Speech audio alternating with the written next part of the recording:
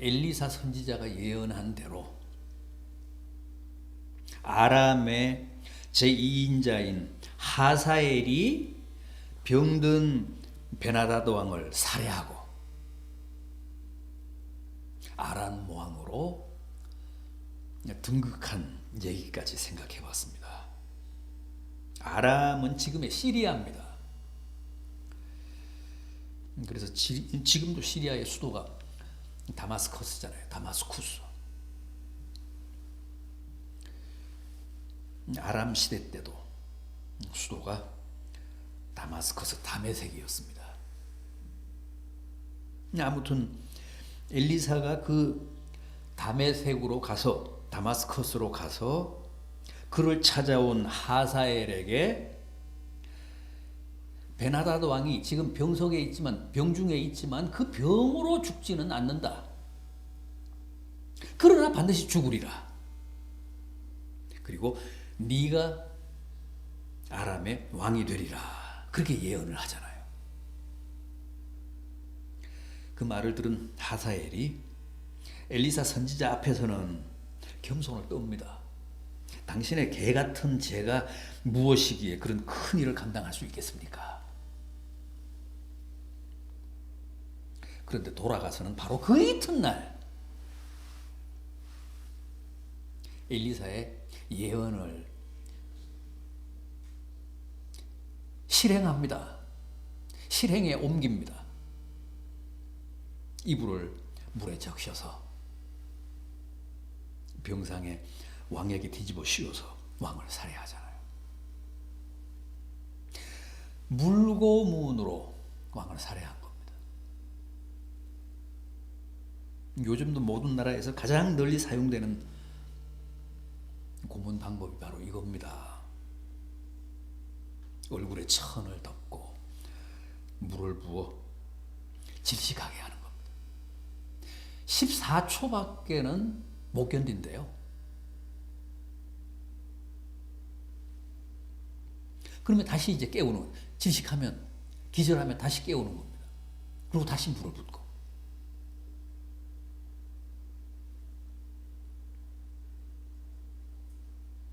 저는 그 물고문이 현대의 고문 기술인 줄 알았는데 이미 이게 2800년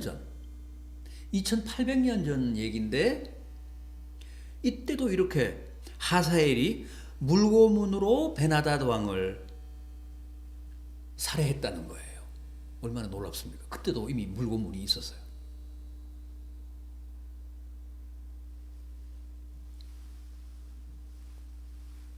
어쨌든 그렇게 해서 아람 왕국의 새로운 왕이 등장을 하는데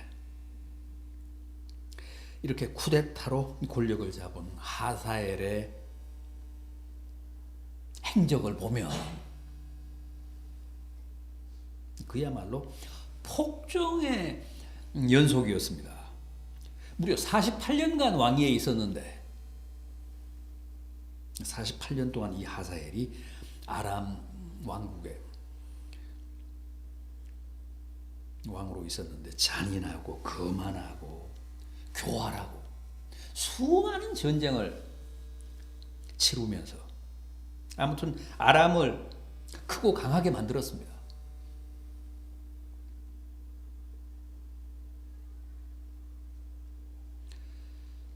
이스라엘에게는 일생 동안 정말 이 하사엘이 재앙과 같은 존재였습니다. 엘리사가 예언한 그대로였습니다. 엘리사가 예언을 했잖아요, 이미. 수많은 이스라엘 성에 불을 지르고 장정들을 무수하게 칼로 죽이고 어린 아이들을 바닥에 패대기 치고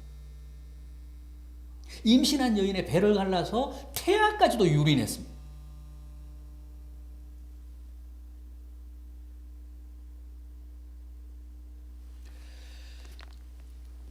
그게 15절까지 내용이고 이제 오늘 16절 말씀으로 들어가는데 전에 아합 왕이 북이스라엘을 다스릴 때 남왕국 유다의 왕은 여호사밧이었습니다. 여호사밧은 기억하시죠?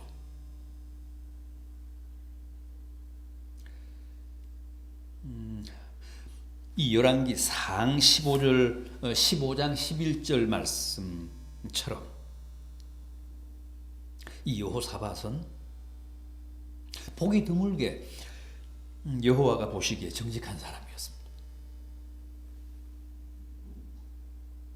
정말 이스라엘 남북 왕조를 통틀어도 흔치 않은 그런 선한 왕이었습니다. 25년간 남왕국 유다를 다스렸는데 나라도 번영시키고 또 백성들의 우상 숭배도 단속하고 또 하나님 계명에도 충실하려고 나름대로 많이 애쓰고 노력한 왕이었습니다. 그런데 하나 치명적인 과실이 있었어요. 그게 뭡니까?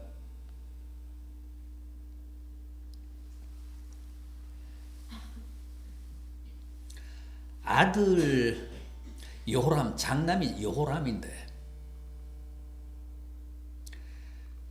이 여호람을 정략적으로 북이스라엘의 왕이었던 아합 왕의 딸과 혼인을 시킨 거예요.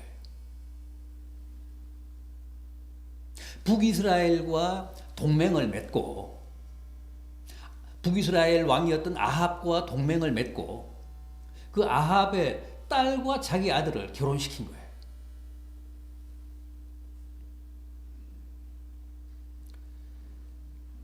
여호사밧이 죽자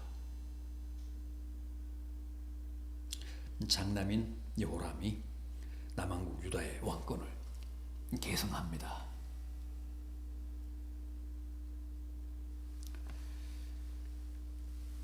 그런데 여호람은 아합과 이세벨의 딸인 아달랴와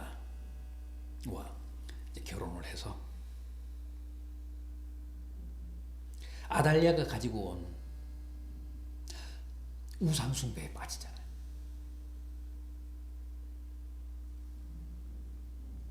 아합과 이세벨은 우상의 사제들이었잖아.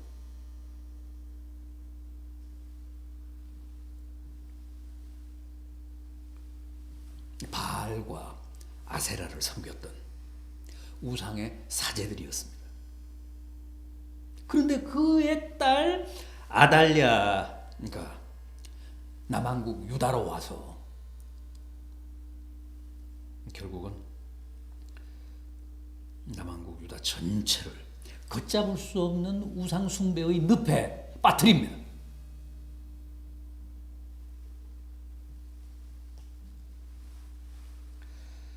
여호사밧이 다 잘했는데 정말 그 자신도 하나님 앞에 바로 서려고 애를 많이 쓴 사람인데 결국 자기 맏아들을 북이스라엘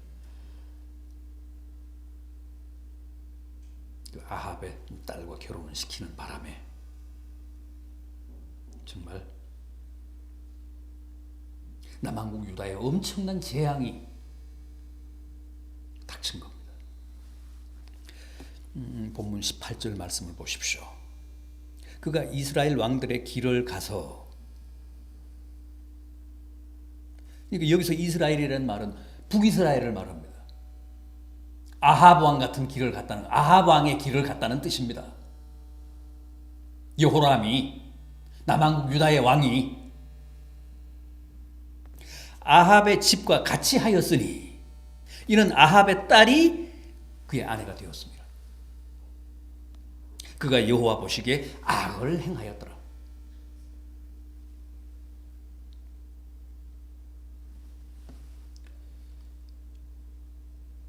모든 이방 결혼이 다 그렇다고는 뭐 말할 수 없지만은 이렇게 이교도와 혼인을 맺으면 결국은 어떤 식으로든 그 영향을 심각하게 받을 수밖에 없다는 거예요.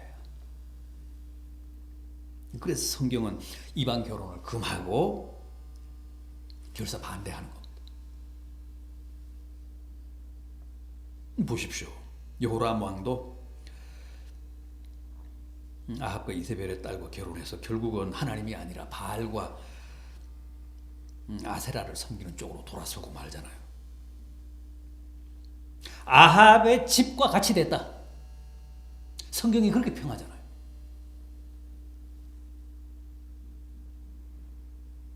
그런데 이 여호람 왕이 여호와 보시기에 악을 행한 것은 그 우상 숭배가 전부가 아니었습니다. 여호람은 왕위에 오르자마자 자신의 반대 세력 그리고 잠재적인 정적들을 다 제거했습니다. 먼저 자신의 6형제를 다 죽입니다. 여호사밧의 형제가 7인데 이 여호람까지. 여호람이 그 6형제를 다 죽입니다. 이런 사태가 일어날까봐 여호사밧 왕이 죽기 전에 재산을 다 아들들에게 공평하게 배분을 해주는데 결국 왕의 자리에 오른 맏아들 여호람이 6명의 아우들을 다 죽입니다. 자신의 잠재적 정적이라고 본 거예요. 그리고 나라의 충신들도 여러 명을 죽입니다.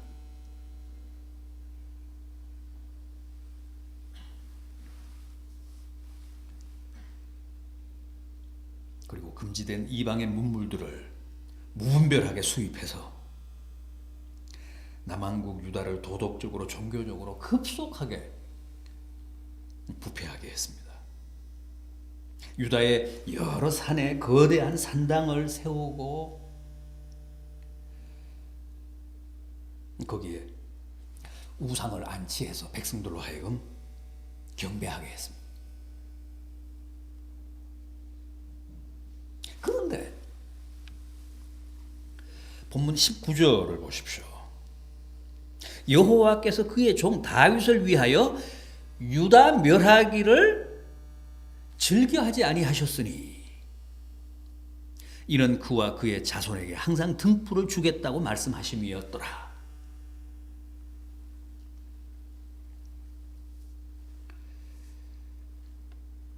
이렇게 남한국 유다의 왕 여호람이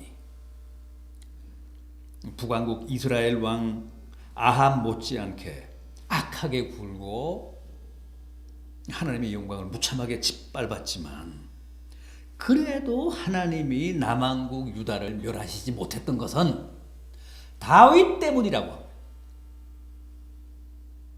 남한국 유다가 다윗의 후손들이잖아요.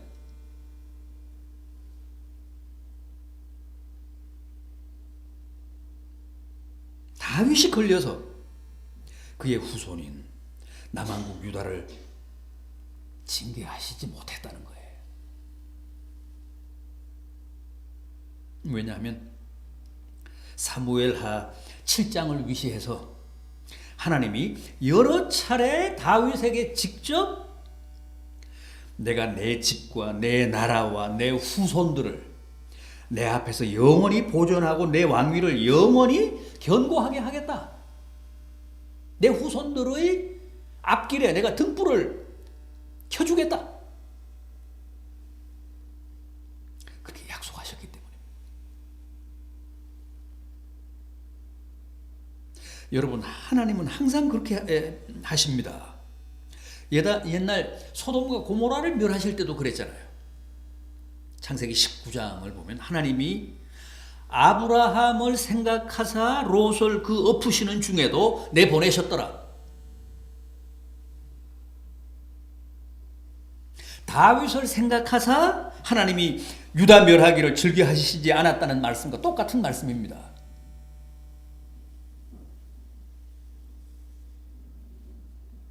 소돔과 고모라는 의인 10명이 없어서 유황불에 멸망했지만 그 속에서 살던 롯은 아브라함을 생각하사 하나님이 그를 살려주시고 구출해 내셨다는 거예요.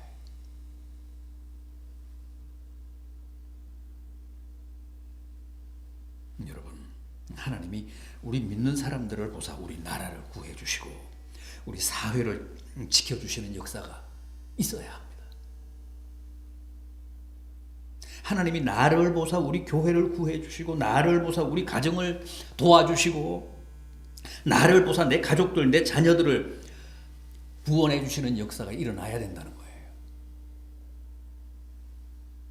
맞습니다. 구원은 다 자신의 믿음으로 얻는 거지만 내가 믿음과 기도로 하나님의 마음을 움직여서 내 가족과 내가 속한 공동체에 하나님의 자비와 긍휼이 임하게 할 수는 얼마든지 있습니다.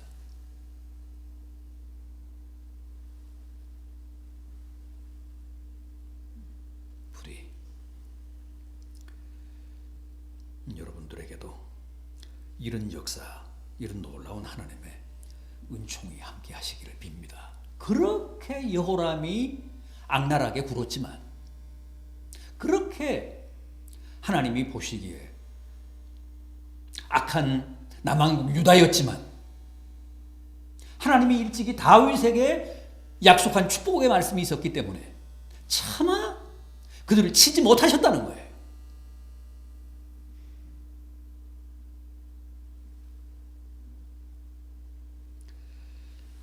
오늘 이 말씀이 우리에게 큰 깨달음이 되고 또 도전이 되기를 진심으로 기원합니다. 기도하겠습니다. 주님.